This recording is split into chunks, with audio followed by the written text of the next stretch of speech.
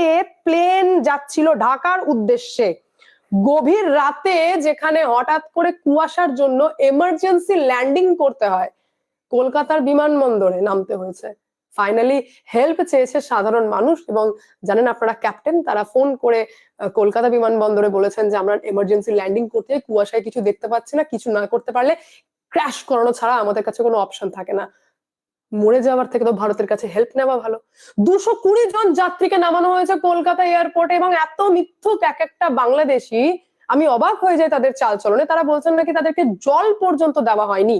যদি না দেওয়া হয়ে থাকতো তাহলে আমি খুশি হতাম যে ভাই, যা মোহাম্মদ ইউনূসের বক্তব্য সামনে আসে তাতে জল তো পৌঁছাই উচিত না। কিন্তু আপনাদেরকে আমি সঠিক ইনফরমেশন দিচ্ছি, দুপুরে খাবার দেওয়া হয়েছে। সমস্যা হচ্ছে মোহাম্মদ ইউনূস এখনো পর্যন্ত চিন্তাই করছে না যে ঢাকার কিভাবে তাদেরকে ফিরিয়ে নেওয়া যাবে। এখনো পর্যন্ত তারা কলকাতার বিমানবন্দরে আটকেই রয়েছে। তার মধ্যে 5 জন তো রয়েছেন অসুস্থ, যাদের